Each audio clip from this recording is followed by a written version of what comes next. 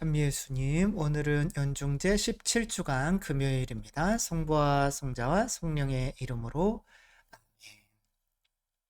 오늘 예수님께서 나자렛에 가셔서 좋은 일이 한 번도 없으셨죠? 그 이야기 한번 보면 회당에서 이제 나자렛 회당에서 가르치시는데 이들이 저 사람이 어디서 저런 지혜와 기적의 힘을 얻었을까?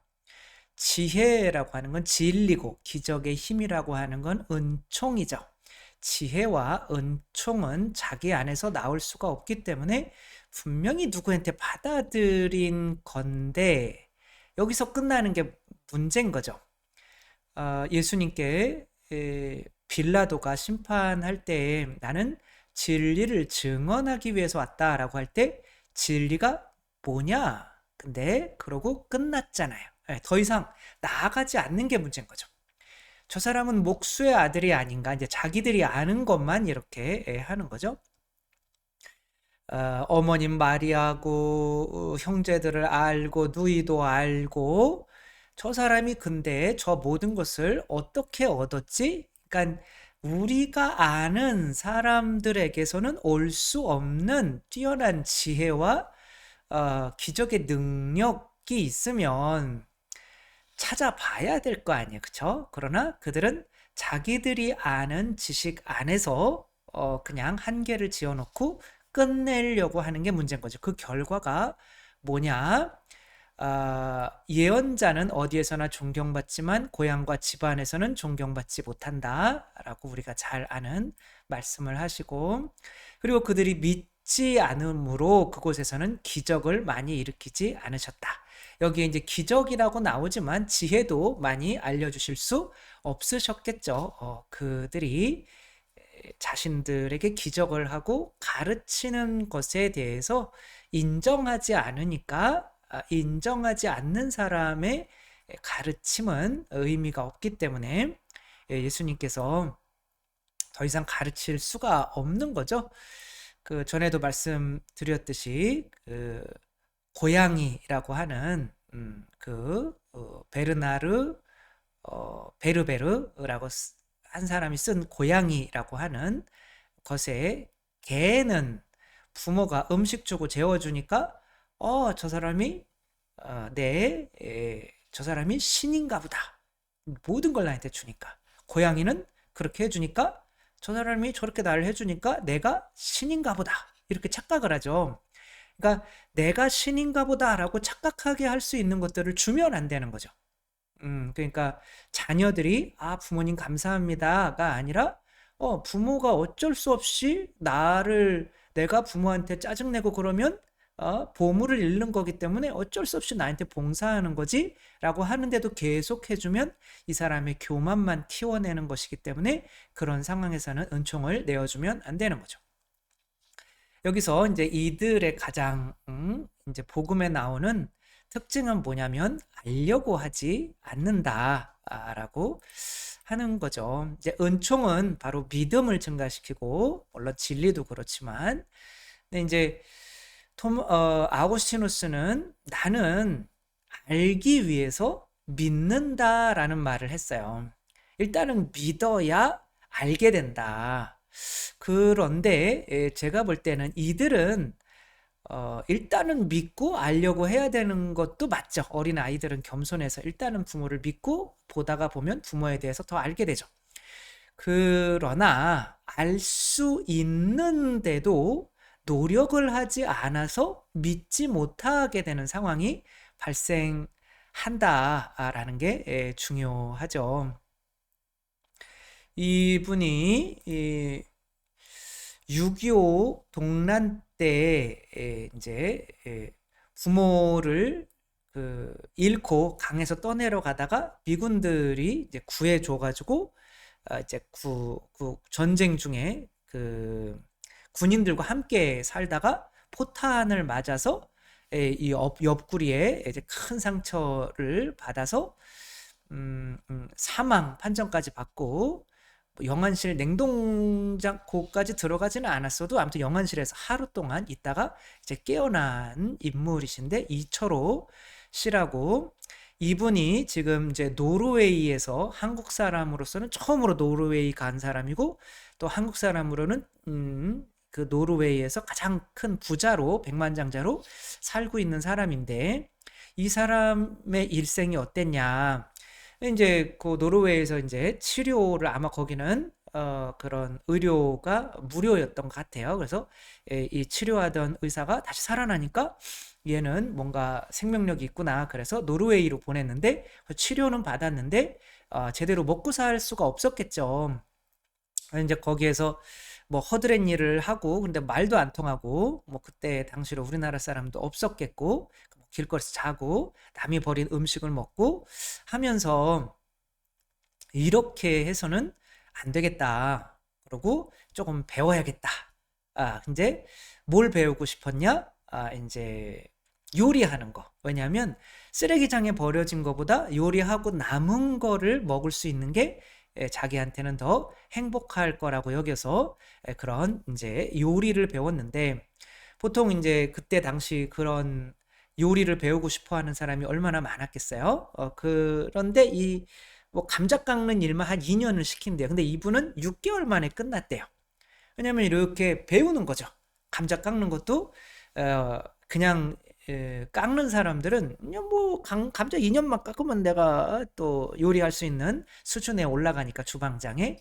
근데 이분은 이제 감자를 깎아 놓은 거를 여러 요리에 사용할 텐데 그 요리에서 요구하는 감자의 크기와 모양대로 감자를 깎아 놨던 거예요.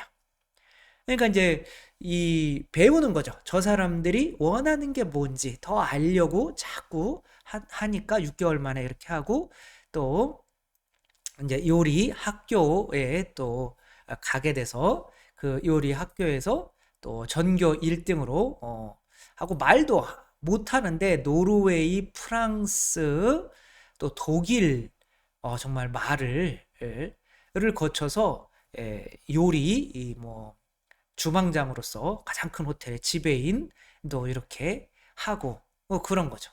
그리고 이제 한 30년 만에 한국에 온 거예요. 한국도 너무 많이 변해 있었겠죠. 근데 한국에서 라면을 먹어봤는데 너무 맛있는 거예요. 그러니까 요리사로 30년을 살았는데 또 뭔가를 이렇게 이거는 또뭐 알고 싶다기보다는 이제 그 나라 사람들에게 자기의 뭔가를 소개시켜 주고 싶었던 거죠. 그러니까 한국에 있던 라면을 가서 이제 노르웨이에서 한번 팔아봐야겠다. 그러면 이제 TV에 이렇게 선전도 그때 젊었을 때 나이 젊었을 때 이제 선전 같은 것도 하고 하는데 이제 그 사람들이 이 라면을 보더니 저거는 수세미다. 저거를 먹고 어떻게 먹냐. 저거 뭐 지렁이 같기도 하고 이제 안 먹는다. 이제 그렇게 하니까 이분이 요리사였잖아요. 그러니까 이 사람들에게 어떻게 이것을 잘 적용해서 줄까? 그러니까 외국에서 우리나라 지금 라면이 굉장히 유행하고 있는데 그 훨씬 이전 얘긴 거죠. 그때 농심에 자기가 개발한 스프 이 사람들에게 맞는 덜 맵고 그러나 조금 더 짜고 뭐 이런 또 소고기 기름을 좋아하는 소고기 기름으로 해서 그거를 가지고 가가지고 농심과 타협을 보고 자기 이름으로 무슨 리라고 그랬었는데 자기 이름으로 미스터 리라고 하는 이름으로 라면을 이제 팔기 시작하고 그래서 노르웨이에서 95% 거의 90% 그냥 평균 그 정도까지 라면 시장을 장악을 했다고 그래요. 그러니까 이제 뭐 백만장자가 된 거죠.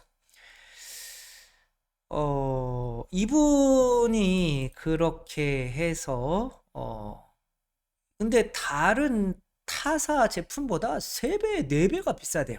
그런데도 사 먹는 거죠. 왜? 맛있으니까.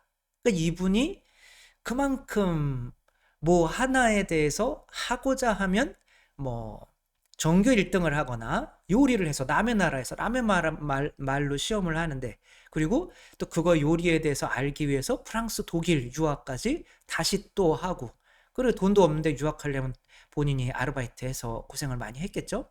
라면을 하나 팔려고 하더라도 그냥 갖다가 파는 것이 아니라 본인이 라면을 연구해서 이 사람들에게 맞는 면발, 또 이 사람들에게 또 맞는 그런 스프를 개발해서 이렇게 파셨던 거죠. 이분의 책이 행복해라 이런 거예요. 본인은 고생을 죽도록 한 사람인데 행복해라, 행복하지 않으면 다 필요 없다. 이제 그 행복이 은총이잖아요. 내가 은총. 만약에 노르웨이 사람들이 하느님이라고 하면 그 하느님이 나를 위해서 주시는 은총. 근데 내가 그 은총을 받으려면 이 나라 사람들이 뭘 좋아하고 그것을 또 나는 어떻게 제공해야 되는지 자꾸 알려고 하는 그런 지식이 중요한 거죠.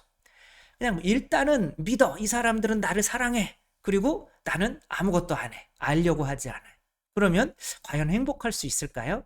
거기에 알려고 하는 노력까지 겹쳐지지 않으면은 절대 행복할 수 없는 거죠. 뭐 이런 이야기들은 say no의 가르침, say no 항상 no라고 하는 거예요. say no라고 하는 거는 이제 필명인데 이름도 안 밝히고 얼굴도 안 내주는 사람인데 자기의 가르침들을 그냥 공짜로 다 내놓고 이렇게 하는 사람인데 무일푼에서 시작해서 부채 없이 1000억대 자산가가 된 55년생 남성이고요. say no. 그건 지금까지 믿어온 것들에 대해서 no라고 말해라. 그러니까 지금까지 너희들이 알고 있는 건 지식이 아니라는 거예요. 새롭게 배워라. 고정관념에서 벗어나라. 라는 메시지를 담고 있고 그가 실전에서 무릎이 깨져가며 얻었던 인생 지혜 부자가 되고 싶은 사람들이 이제 귀 기울이게 될 그런 지혜들을 하는 건데 사람들은 이 지혜를 배우려고 하느냐 안 배우려고 한다는 거죠. 저 사람은 운이 좋았으니까 뭐 1000억대 재산을 모았겠지. 아니면 내가 뭐 1000억 가지면 뭐해? 그거 뭐 까짓 거. 내가 지금 새끼 안 굶고 사는데 뭐 지붕도 있는 집도 있고 그런데 실제 삶은 막 걱정 근심에 돈이 없어가지고 걱정 근심에 살면서 그렇게 할 수가 없으니까 그냥 뭐 저렇게 안 살아도 되잖아 뭐 이런 식으로 핑계 대는 거죠. 여우가 이제 자기가 키가 안 닿아가지고 그 포도가 이제 키가 안 닿는 거죠. 그러면서 가면서 저거는 분명히 신포도일 거야. 그리고 가는 거랑 똑같은 거죠. 우리가 알아주지 않으면 그분을 알아주지 않으면 그분께서는 우리에게 아무것도 주시지 않아요. 빈센트 반 고흐라고 하는 사람은 자기가 정말 잘 그린다고 생각을 한 거예요. 근데 너무 앞서갔죠. 근데 아무도 자기 그림을 알아주지 않아요. 아무도 안 사줘요. 그러니까 만약에 누군가가 이 사람의 그림을 알고 이 인상파가 뭔지 인상파라고 하는 거는 그냥 그대로 그리는 게 아니라 어떤 것이 나에게 인상을 준 것을 더욱 특별하고 더욱 특징적으로 그리는 것을 이제 인상파라고 하잖아요. 근데 그런 어떤 인상파의 모습대로 그리는데 사람들은 그림을 못 그린다 생각을 했던 거죠. 지금은 뭐 수백억 수천억에 팔리고 있는 그림들인데도 그때는 알아주지 못했기 때문에 스스로 이제 목숨을 끊은 거죠. 은총도 이렇게 끊기는 것 같아요. 우리가 그분을 더 이상 알아주려고 하지 않을 때, 배우려고 하지 않을 때 은총은 끊기는 거죠. 그래서 아우구스티누스 성인의 말도 맞아요. 일단 믿으면 저거는 좋은 그림이야. 근데 알지도 못하는데 어떻게 믿어요? 일단은 저는 배워야 된다, 알아야 된다, 알려고 해야 된다. 예수님도 그러잖아요. 우리가 무슨 일을 해야 됩니까? 라고 물었을 때 아버지를 알고 아버지께서 보내신 분을 아는 게 너희가 해야 될 일이다. 아는 거, 배우는 거, 그게 우리가 해야 될 일이다. 그래서 뭐 저도 신기했던 거죠. 이 책이 예수님에 대해서 가장 많이 나와 있어요. 근데 예수님에 대해서 가르치고 하는 뭐 교사들이나 누구나 뭐 수녀님들, 신부님들 아무도 안 읽어요. 근데 그러니까 일단은 믿지 않으니까 안 읽기도 하겠죠. 그러나 한두 권 정도는 읽고 본인이 판단해 봐도 되는 거잖아요. 그러니까 어쩌면 알려고 하는 마음이 너무 없었을 수도 있는 거죠. 제가 사제가 돼서 어쩌면 많은 은총들을 지금 받고 있다고 생각을 하거든요. 그 많은 은총들을 받고 받게 된 그 원인이 알려고 했던 마음, 그것이 감사하게도 어쩌면 나자렛 사람들과 조금은 달랐던 모습이 아닐까.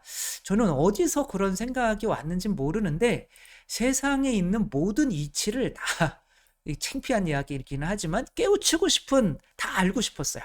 그래서 어렸을 때 이제 호기심에 술 먹는 건 어떤 건지, 담배 피는 건 어떤 건지, 또 자매님 만나는 건 어떤 건지, 뭐 부자로 사는 건 어떤 건지, 가난한 사람으로 사는 건 어떤 건지, 평신도로 사는 건 어떤 건지, 사제로 사는 건 어떤 건지, 그래서 모든 걸 다 경험해 보고 싶어서 약간은 배우도 한번 해보고 싶었어요. 저희 형이 이제 그쪽 길로 가다가 망한 건 아니지만 포기했는데 그러니까 그런 직업을 가지면 뭔가 다 알 수 있잖아요. 그러니까 어떤 지적 호기심, 그것은 아담과 하와가 지나친 호기심으로 죄를 알려고 죄를 짓는 거랑은 좀 다른 것 같아요. 내가 은총을 많이 받기 위해서, 그러기 위해서는 저 사람들이 뭐를 요구하는 건지, 그리고 나는 또 저 사람들을 위해서 뭐를 할 수 있는 건지, 그리고 내가 하는 것들이 정말 저 사람들의 마음에 들 수 있는 건지를 공부를 하는 거. 그래서 제가 뭐 교회 신학을 했지만 뭐 기도에 대한 책도 내놓고 성경에 대한 책도 내놓고 뭐 이런 그런 것들도 다 하고 싶은 거죠. 그런 알려고 하는 그런 마음이, 예수님께서 이들이 알려고 하는 마음이 없었기 때문에 이들에게 은총을 더는 주실 수 없었던 것처럼, 반대로 우리들은 예수님에 대해서 더 알고 사랑하고 하려고 하는 마음이 있어서 하루에 5분만이라도 그분을 조금 더 알게 만드는 그런 일에 내 시간을 투자할 수 있는, 은총받기 위해서 우리 모두가 되었으면 좋겠습니다. 성부와 성자와 성령의 이름으로 아멘. 감사합니다. 사랑합니다.